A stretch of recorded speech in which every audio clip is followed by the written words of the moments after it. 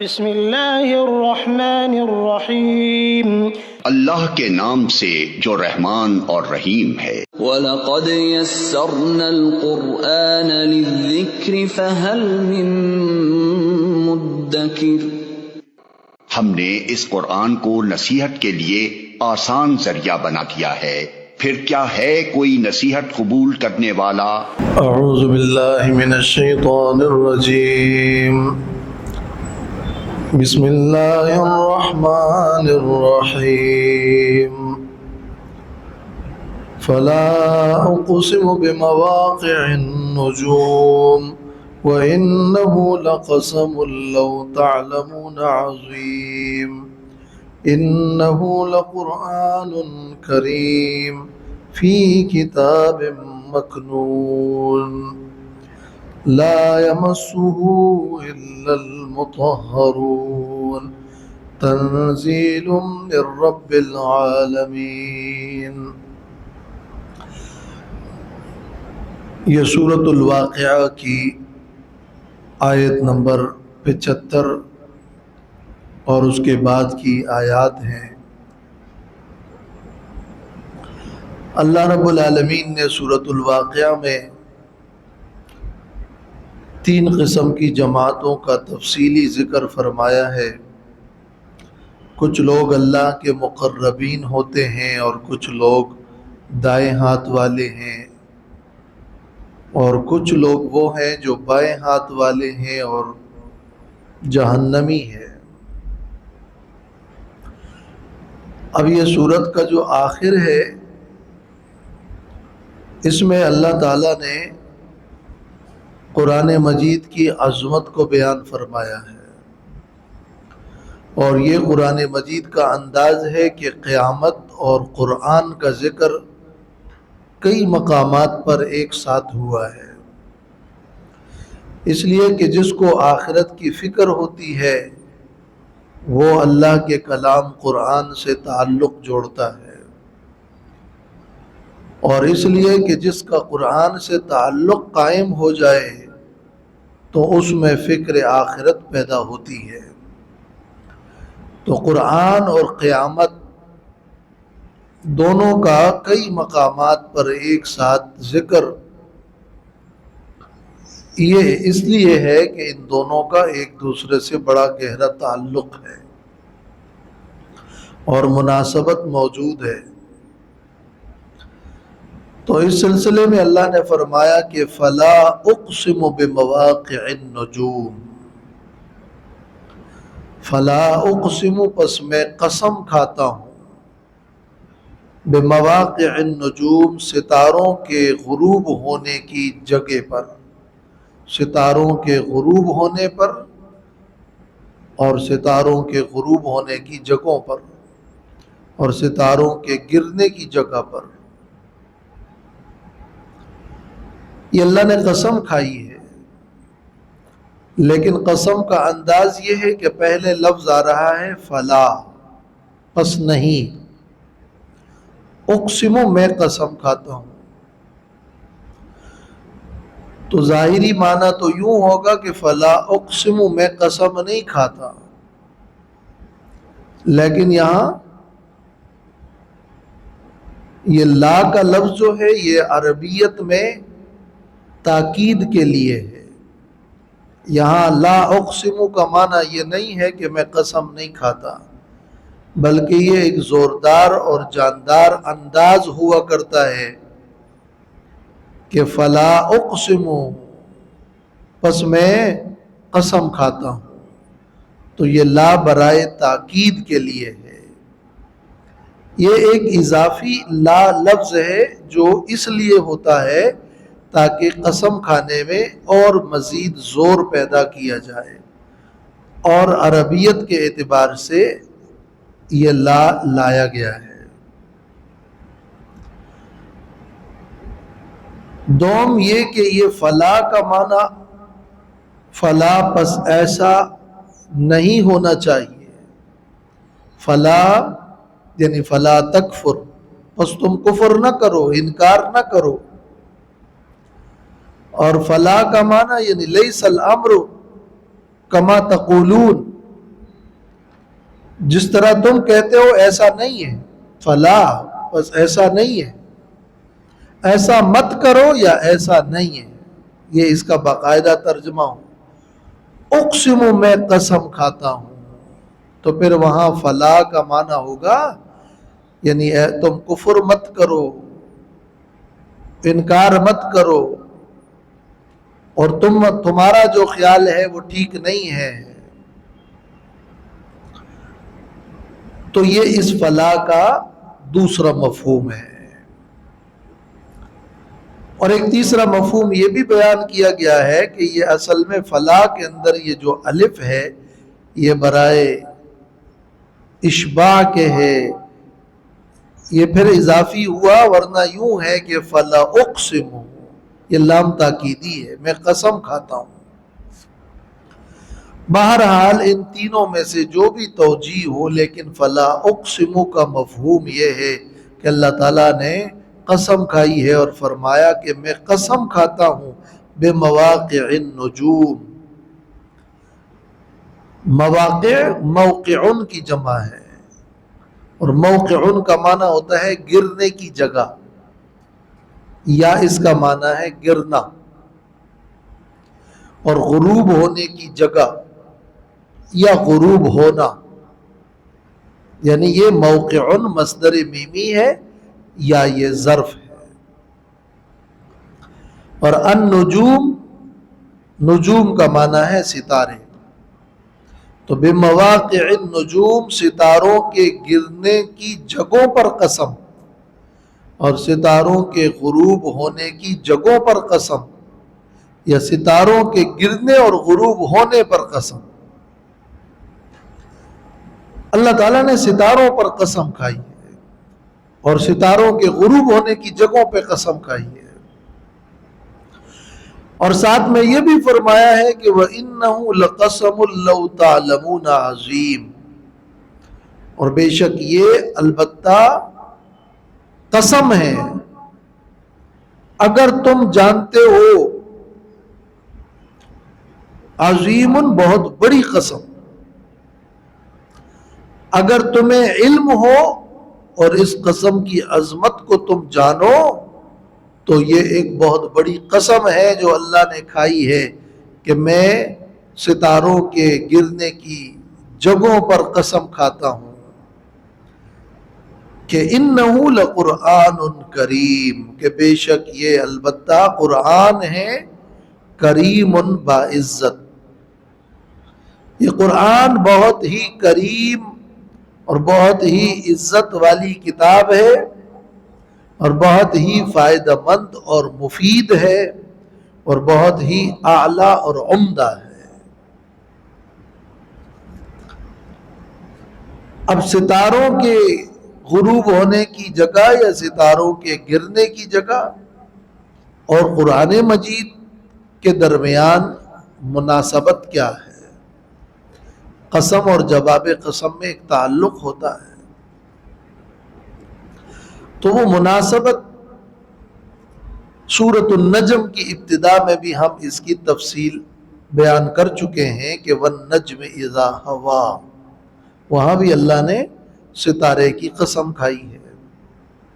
ستارے آسمان کا حسن ہے اور تعداد میں زیادہ ہے،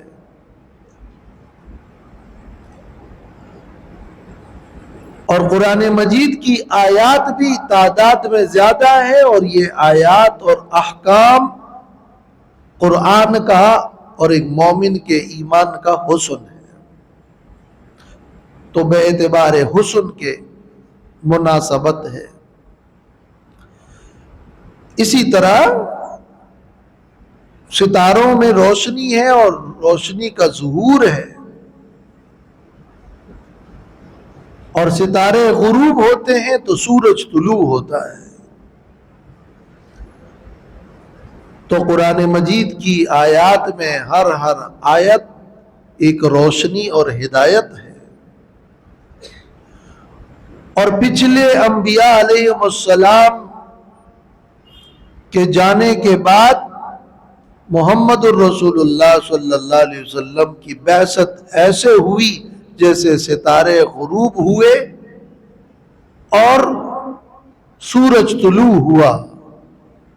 پچھلی کتابیں اور پچھلی شریعتیں منسوخ ہوئی اور قرآن کا سورج طلوع ہو گیا. تو قسم ہے ستاروں کے غروب ہونے کی جگہوں پر اور ستاروں کے غروب ہونے پر کہ ستارے گئے اور عظیم قرآن کا عظیم سورج آیا جو کہ کریم ہے اور پورے عالم کو فائدہ دینے والا ہے. اب یہ وہ عظیم الشان کلام ہے جو قیامت تک کے لیے ہے اور پوری دنیا کے لیے ہے. یہ عظیم قسم اس کریم کتاب پر قیامت تک کے لیے ہے اور پورے عالم کے لیے ہے. اور یہ ایک سورج ہے روشنی کا جو طلوع ہوا. اور پھر خاص کر ستاروں کا ذکر اس معنی میں بھی ہے کہ مشرکین اور منکرین آپ صلی اللہ علیہ وسلم پر الزامات لگایا کرتے تھے، یہ شاعر ہے، یہ کاہن ہے، اور یہ قرآن کوئی جن آ کر انہیں سکھاتا ہے.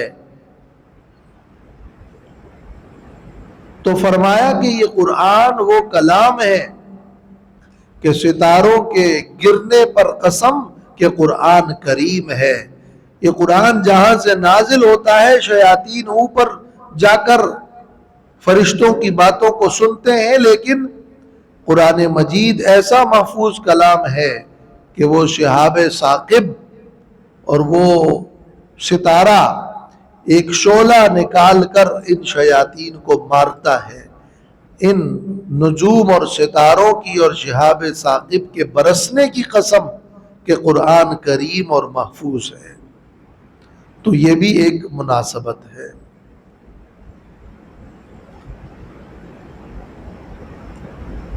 انہ لقرآن کریم، یہ جو کریم کا لفظ ہے،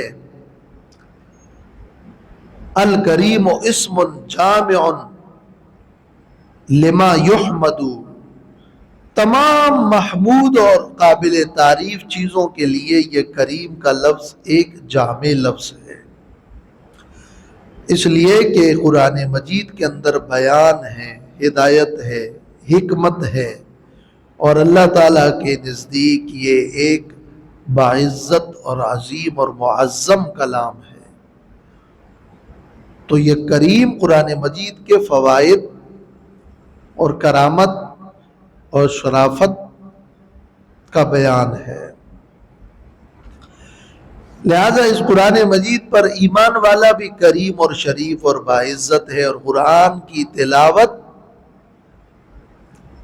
ایک عزت ہے، اور قرآن مجید سے حسن تعلق اور اس کی دعوت ایک عزت ہے، اور قرآن مجید کی دعوت ایک عزت ہے. فی کتاب مکنون،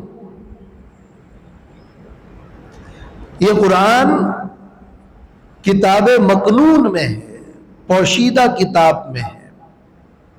وہ جو مخلوق کی نگاہوں سے پوشیدہ ہے، لوح محفوظ میں یہ اللہ کا کلام محفوظ ہے. بل هو قرآن مجید فی لوح محفوظ. اسی طرح یہ ہے فی کتاب مکنون. لا یمسہ الا المطہرون، نہیں ہاتھ لگاتا اس قرآن کو، اس کتاب مکنون اور لوح محفوظ کو، الا المطہرون، مگر وہ جو پاک کیے ہوئے ہیں. مطہرون، جو خوب پاک کیے ہوئے ہیں. یعنی یہ قرآن مجید ایک محفوظ کلام ہے، یہ کوئی کہانت نہیں ہے، اور شیاطین کی وہاں تک رسائی ہو نہیں سکتی. اور وہاں لوح محفوظ کو پاک فرشتے ہی مس کرتے ہیں. لوح محفوظ کو مس کرنے سے مراد فرشتوں کا صرف ہاتھ لگانا ہی نہیں ہے، بلکہ مس کرنے کا معنی وہاں سے مطلع ہونا۔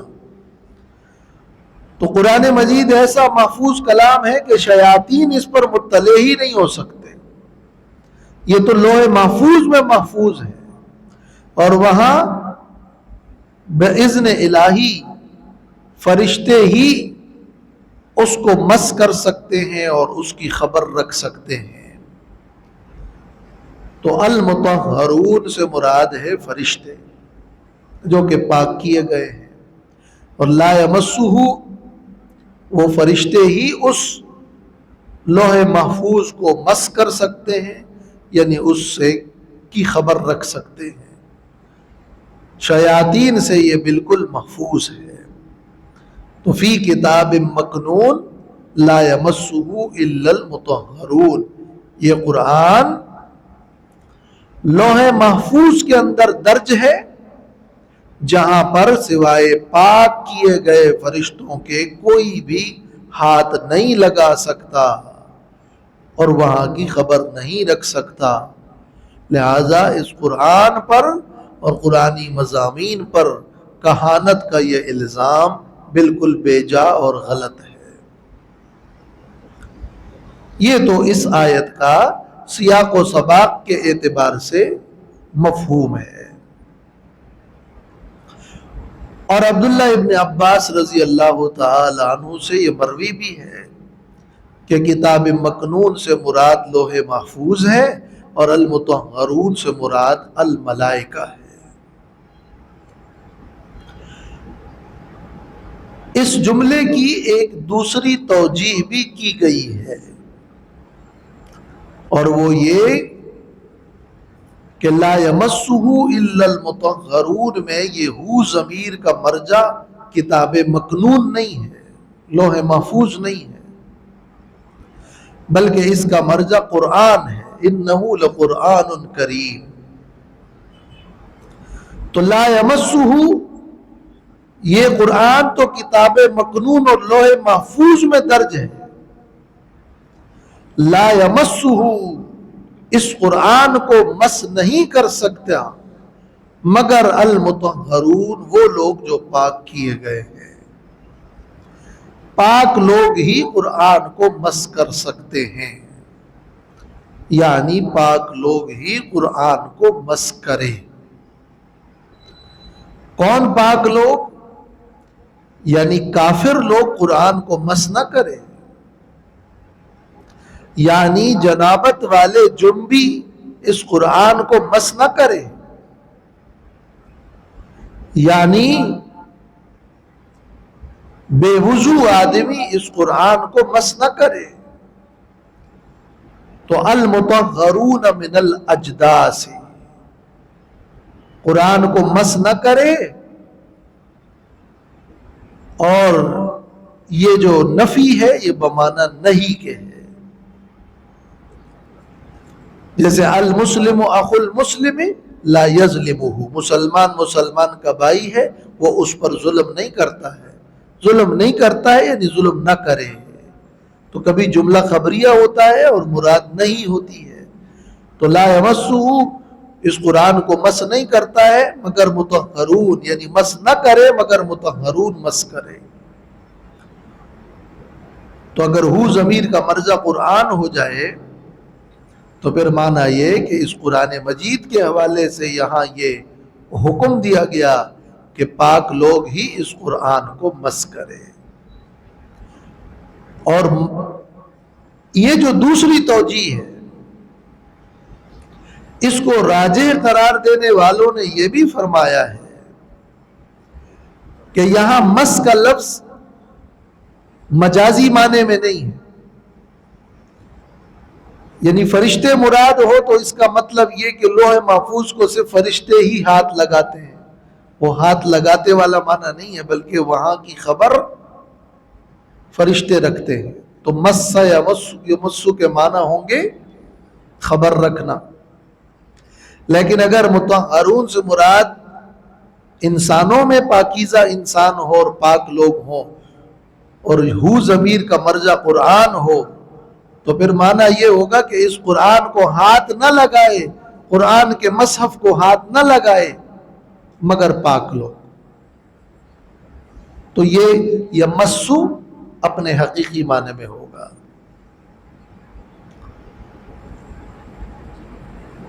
سیاق اور سباق سے جب یہ مضمون آپ پڑھیں تو عبداللہ ابن عباس کی توجیہ وہ زیادہ واضح ہے۔ یہاں کوئی مسئلہ مصحف کو، قرآن کو ہاتھ لگانے کا بیان کرنا مقصود نہیں ہے، بلکہ یہاں تو قرآن مجید کی یہ عظمت بیان کرنا مقصود ہے کہ یہ قرآن کہانت نہیں ہے بلکہ محفوظ ہے، لوح محفوظ میں ہے، اور اس کو لوح محفوظ سے خبر سوائے پاکیزہ فرشتوں کے کسی کو حاصل نہیں، اس لیے کہ مطہرون کا لفظ پاک کیے گئے جن کو اللہ نے پاک کر دیا ہے وہ فرشتے ہیں۔ تو دو توجیحات ہیں۔ باقی یہ مسئلہ کہ قرآن مجید کے مصحف کو بغیر وضو اور طہارت کے ہاتھ لگانا جائز ہے یا نہیں، تو اس دوسری توجیہ کے مطابق وہ علماء اس آیت سے بھی استدلال کرتے ہیں۔ تو اس بارے میں دو رائے ہیں۔ ایک رائے علامہ ابن حزم کی اور کچھ اہل ظاہر کی اور کچھ متعدد قلیل تعداد میں کچھ علماء کی یہ رائے ہے کہ ایسی کوئی بات قرآن مجید میں یا کسی صحیح حدیث میں صراحتاً مروی نہیں ہے جس میں یہ بیان ہو کہ مصحف قرآن کو طہارت کے ساتھ مس کرنا اور ہاتھ لگانا ہی شرط ہے ورنہ تو تم گناہگار ہو جاؤ گے۔ یہ کچھ علماء کی رائے ہے اہل ظاہر کی۔ اور اس آیت کے حوالے سے ان کا یہ کہنا ہے کہ آیت میں یہ نہیں بیان ہو رہا کہ مصحف کو بغیر وضو اور پاکیزگی کے ہاتھ نہ لگاؤ، بلکہ اس آیت میں تو یہ بیان ہو رہا ہے کہ لوح محفوظ کو پاکیزہ فرشتے ہی مس کرتے ہیں اور اس کی خبر رکھتے ہیں، تو آیت سے تمہارا استدلال نہیں بنتا۔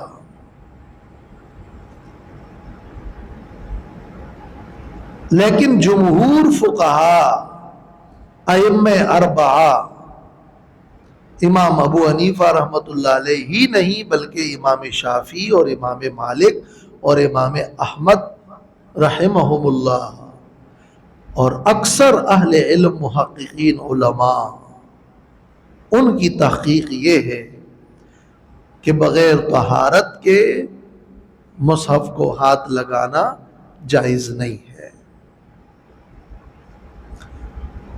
اور ان کی دلیل وہ حدیث ہے جس میں عمرو ابن حزم کی روایت ہے کہ آپ صلی اللہ علیہ وسلم نے فرمایا کہ لا یمس القرآن الا طاہر، قرآن کو ہاتھ نہ لگائے مگر پاک آدمی۔ وہ حدیث ہے، موطا امام مالک کی یہ حدیث ہے، اور وہاں الفاظ یہ ہے کہ لا یمس القرآن الا طاہر، اور وہ مومنین کو ہی ہدایت دی ہے، ایمان والوں کو آپ صلی اللہ علیہ وسلم نے ہدایت دی ہے کہ پاک آدمی ہی قرآن کو مس کرے۔ تو وہ جو حدیث کے وہ الفاظ ہیں وہاں تو یہ توجیہ نہیں ہو سکتی کہ یہ فرشتے مراد ہے، وہاں تو لا یمس القرآن الا طاہر مراد ہے۔ اور اس حدیث کی صرف ایک سند نہیں ہے بلکہ کئی سندیں ہیں، اور ان کی سندوں پر کلام ہوا ہے، لیکن ان سندوں میں ایسا کوئی راوی نہیں ہے کہ جو متہم بالکذب ہو اور جو بالکل جھوٹا اور من گھڑت ہو. اس لیے علم حدیث کے ماہرین نے، بلکہ شیخ البانی رحمہ اللہ نے بھی اس حدیث کو قابل قبول اور قابل حجت قرار دیا ہے کہ چونکہ اس میں ایسا کوئی جھوٹا راوی نہیں ہے اور سندیں زیادہ ہیں، لہٰذا یہ قابل حجت ہے اور قرآن کو پاک آدمی ہی مس کرے. جبکہ صرف وہ روایت ہی نہیں ہے، بلکہ اس روایت کے ساتھ ساتھ صحابہ اور تابعین کے بہت سارے آثار موجود ہیں، فہم سلف موجود ہے، فہم سلف. اور تعامل امت اور اکثر فقہا مجتہدین کی رائے موجود ہے. تو یہ بات علم حدیث کے اصول والوں کو معلوم ہونی چاہیے کہ جب کسی حدیث پر مجتہدین استدلال کرتے ہیں اور تعامل امت بھی ساتھ میں ملا ہو اور آثار صحابہ بھی اس کی تائید میں ہوں تو پھر اس روایت کو بہت ہی قوت مل جاتی ہے. تو فقط یہ کہنا کہ یہ روایت ضعیف ہے یا اس میں ضعف ہے یہ کافی نہیں ہے. تو اصل استدلال یہ آیت نہیں ہے بلکہ اصل استدلال وہ حدیث ہے. اور پھر یہ کہ حالت جنابت میں قرآن مجید کے مصحف کو ہاتھ لگانا تقریباً اجماع ہے، اتفاق ہے مسلمانوں کے اماموں کا. تقریباً کہہ رہا ہوں ساتھ میں، لیکن اجماع ہے کہ حالت جنابت میں قرآن کو مس نہیں کر سکتے. اگر اس کو اس روایت کو بھی آپ چھوڑ دیں اور اس آیت سے بھی استدلال نہیں ہے اور پھر یہ ایک کھلے عام آپ کہتے ہیں کہ حالت جنابت میں بھی آپ قرآن کو اٹھا سکتے ہیں، پھر تو یہ مسئلہ یوں ہوگا. حالانکہ حالت جنابت میں قرآن کو مس کرنا اکا دکا آراء کو چھوڑ کر تقریباً اتفاق و اجماع ہے. تو ادب اور تعظیم کا تقاضا بھی یہ ہے اور فہم سلف بھی یہ ہے اور فقہاء مجتہدین کی رائے بھی یہ ہے. اور لا یمس القرآن الا طاہر والی حدیث ان تائیدات کے ساتھ اس بات کو ترجیح دیتی ہے کہ قرآن مجید کے مصحف کو بغیر وضو مس نہیں کرنا چاہیے اور یہ جائز نہیں ہے. رہ گئی یہ کہ اس آیت میں سے استدلال نہیں بنتا تو اس بات کو تسلیم بھی کر لیں کہ اس آیت سے ظاہراً استدلال نہیں بنتا، پھر بھی مسئلہ اپنی جگہ ہے.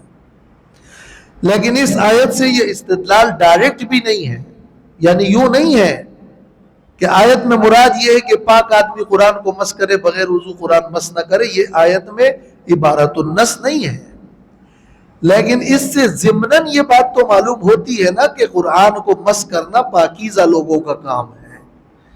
باعتبار ادب کے، باعتبار تعظیم کے عام الفاظ ہونے کی وجہ سے اس میں سے یہ ایک مفہوم تو ضمناً ثابت ہوتا ہے. تو جب حدیث بھی موجود ہے اور تائید سلف بھی موجود ہے اور اقوال فقہا بھی ہے تو آیت اگر اس مقصد کے لیے نہیں بھی ہے لیکن اس سے ضمناً جو اشارہ ملتا ہے اس کو پھر بہت قوت مل جاتی ہے، تو وہ دلیل پھر بہت قوی ہو جاتی ہے، وہ دلیل پھر کمزور نہیں ہوتی ہے. اس لیے مجموعی طور پر یہ جو استدلال کیا جاتا ہے باوجود اس کے کہ اس مسئلے میں کچھ اقوال اور اختلاف ہے، لیکن ہم اس بنا پر، اور صرف ہم نہیں بلکہ یہ تو فقہاء مجتہدین ائمہ اربعہ اس کو ترجیح دیتے ہیں کہ قرآن کے مصحف کو بغیر وضو مس نہیں کرنا چاہیے. تنزیل من رب العالمین، یہ نازل شدہ ہے رب العالمین کی طرف سے، کریم بھی ہے اور رب العالمین کی طرف سے نازل شدہ بھی ہے. تو پہلے اس صورت میں بدنی غذاؤں کا ذکر آیا تھا، آگ اور پانی کا، نصیبکم، رزق نصیب اور حصے کو بھی کہتے ہیں۔ تو اس آیت مراد یہ ہے کہ کیا تم نے قرآن مجید میں سے اپنا حصہ یہ بنا لیا کہ تم قرآن کی تکذیب کرتے ہو؟ قرآن مجید سے تو لوگ جنت میں پہنچ گئے اور تم نے حصہ یہ لیا کہ تم اس کی تکذیب کرتے ہو۔ قرآن کی تو لوگ تلاوتیں کر کر کے نیکیاں جمع کرتے ہیں اور تم نے حصہ یہ بنایا کہ تکذیب کرتے ہو۔ قرآن سے تو لوگوں نے اس کی دعوت دے کر، اس کو پڑھ کر، اس سے تعلق قائم کر کے قرب الہی اور جنت حاصل کی، اور تمہارا رزق اور تمہارا حصہ اور تمہارا نصیب یہی ہوا کہ تم نے قرآن کی تکذیب کر دی۔ یہاں رزق تکذیب کے معنی میں، وہ حصے کے معنی میں۔ اور اسی طرح یہ بھی معنی مروی ہے کہ وَتَجْعَلُونَ رِزْقَكُمْ، یعنی وَتَجْعَلُونَ بدل رزقکم، اور بدل شکر رزقکم، اپنے رزق کے شکر اور رزق کے شکریہ کے بدلے میں کیا تم نے قرآن کی تکذیب کر دی؟ چاہیے تھا کہ اللہ کی اس رزق اور نعمتوں کی شکریہ کے طور پر قرآن کو مانتے، قرآن سے حسن تعلق قائم کرتے۔ فَلَوْلَا إِذَا بَلَغَتِ الْحُلْقُومَ، یہ اب تخویف ہے، ڈراوے کے مضمون۔ پس کیوں نہیں اذا بلغت الحلقوم، جب روح گلے تک پہنچ جاتی ہے۔ حلقوم کہتے ہیں جس میں سانس کا گزر ہوتا ہے، وہ حلقوم ہے۔ جب روح بلغت کی ضمیر روح کو راجع ہے، اور روح کا ذکر پہلے نہیں ہوا، لیکن یہ عرف میں بعض ضمائر ذکر نہیں ہوتے لیکن معہود فی الذہن ہوتے ہیں۔ جب روح حلق تک پہنچ جائے، وَأَنْتُمْ حِينَئِذٍ تَنْظُرُونَ، اور تم اس وقت دیکھ رہے ہوتے ہو۔ جب کوئی مر رہا ہوتا ہے تم دیکھ رہے ہوتے ہو، اور اس کی روح نکل رہی ہوتی ہے۔ وَنَحْنُ أَقْرَبُ إِلَيْهِ مِنْكُمْ، اور ہم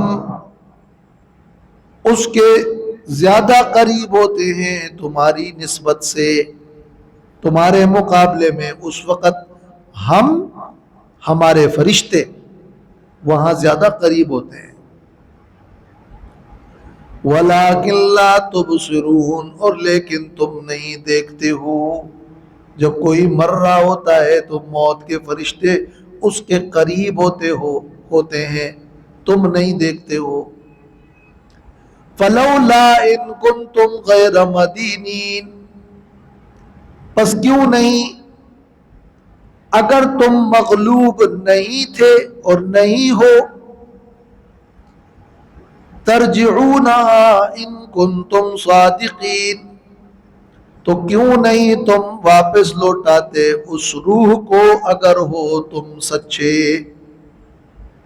جب کوئی مر رہا ہوتا ہے تو اس کی روح نکل رہی ہوتی ہے، تو اگر تم سچے ہو کہ کوئی جزا حساب کتاب نہیں ہے، دوبارہ پیدائش نہیں ہے، اور تمہارے اوپر کسی کا اختیار نہیں ہے، اور تو حساب بھی نہیں ہوگا، اور تم مملوک بھی نہیں ہو، اور تم مغلوب بھی نہیں ہو، تو پھر اس روح نکلنے والے تمہارے اپنے محبوب کی جو روح نکل رہی ہے اور وہ روح حلق میں پہنچی ہے، یہ روح اس کو واپس لوٹا کر دکھا دو، تم لوٹا دو، تمہارے اختیار میں ہے؟ نہیں۔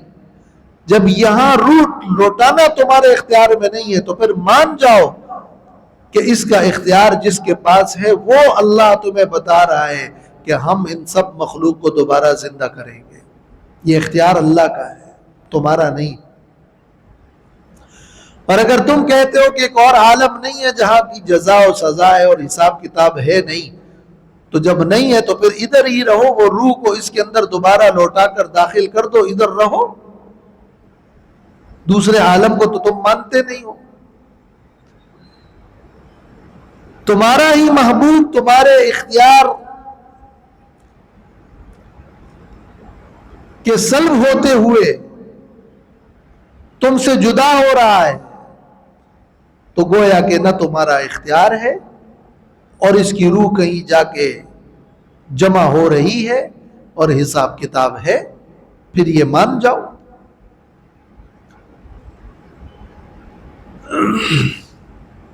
وَنَحْنُ أَقْرَبُ، نحن کا مطلب مراد ہے فرشتے۔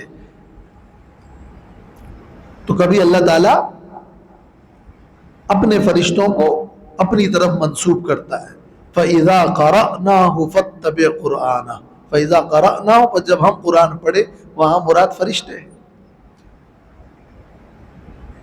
تو یہ آئندہ وَلَٰكِن لَا تُبْصِرُونَ کے مطابق معنی ہے، یعنی یہ سیاق سے معلوم ہو رہا ہے، اس لیے ہم وَنَحْنُ کا یہ معنی کرتے ہیں۔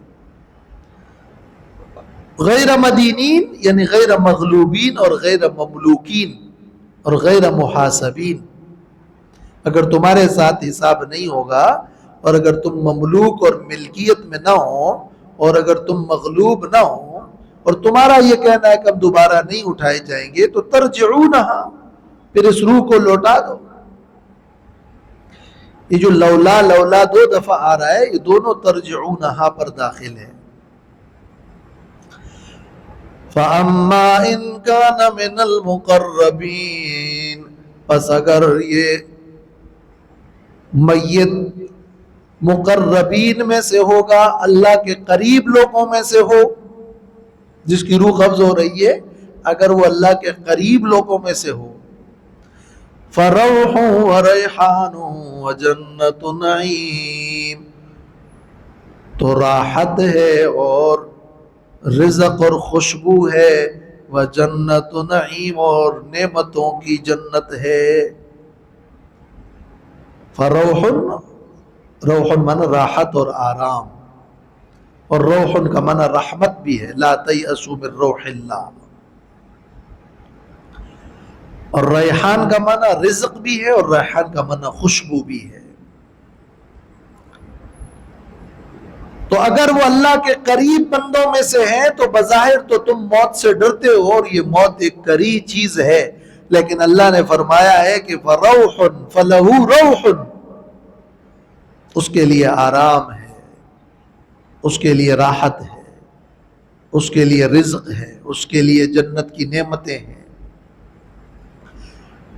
وَأَمَّا إِن كَانَ مِنْ أَصْحَابِ الْيَمِينَ، اور اگر وہ ہو دائیں ہاتھ والوں میں سے، فَسَلَامٌ لَكَ مِنْ أَصْحَابِ الْيَمِينَ، تو سلامتی ہے تیرے لیے۔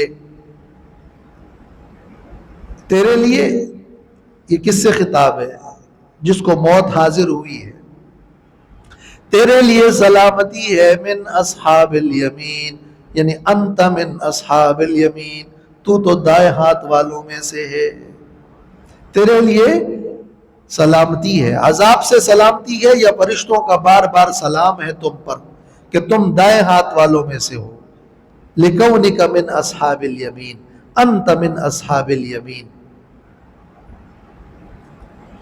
وَأَمَّا إِنْ كَانَ مِنَ الْمُكَذِّبِينَ الضَّالِّينَ، اور اگر ہو وہ جھٹلانے والوں میں سے، گمراہوں میں سے، جنہوں نے شرک کیا، اللہ کی توحید کو جھٹلایا، اور جنہوں نے آخرت کو جھٹلا کر گمراہ ہوئے، جنہوں نے پیغمبر کی خبروں کو جھٹلایا اور جنہوں نے بے عملی کر کے گمراہ ہوئے، تو فَنُزُلٌ مِّنْ حَمِيمٍ، تو مہمانی ہے گرم پانی سے، کھولتے پانی کی مہمانی ہے، وَتَصْلِيَةُ جَحِيمٍ، اور جہنم میں داخل ہونا ہے۔ إِنَّ هَذَا لَهُوَ حَقُّ الْيَقِينِ، بے شک یہ البتہ یقینی سچ ہے۔ یہ تین قسم کے لوگ ہوں گے، مقربین دائیں ہاتھ والے اور بائیں ہاتھ والے، اور یہ مضمون صورت جو یہاں ذکر ہوا یہ سب پکا یقینی ہے۔ آگے ایک پورا عالم ہے، ایک دنیا ہے، صرف یہ دنیا نہیں ہے، آگے کی ایک دنیا ہے جہاں کی راحتیں ہیں، جہاں کا رزق ہے، جہاں کی نعمتیں ہیں، اور یہ پکا یقینی ہے وَإِنَّ هَذَا لَهُوَ الْحَقُّ الْيَقِينُ۔ حق الیقین پر کیا ہوتا ہے؟ یہ اضافت الصفت الی الموصوف ہے، یعنی حق یقینی، اور هو الیقین حقا۔ فسبح باسم ربک العظیم، پس تسبیح بیان کر اپنے رب کے نام کی جو کہ بہت بڑا ہے۔ بسم ربک میں با جو ہے وہ زائد ہو تو رب کے نام کو ہی یاد کرو، جیسے سبح اسم ربک الاعلی، اور با غیر زائد ہو تو معنی یہ کہ رب کے نام کے ذریعے سے، ذکر کے ذریعے سے رب کو یاد کرو، تو بسم ربک یعنی رب کے نام کے ذریعے سے۔ اور رب کی تسبیح اللہ کی توحید ہے، سبحان اللہ و بحمدہ سبحان اللہ العظیم۔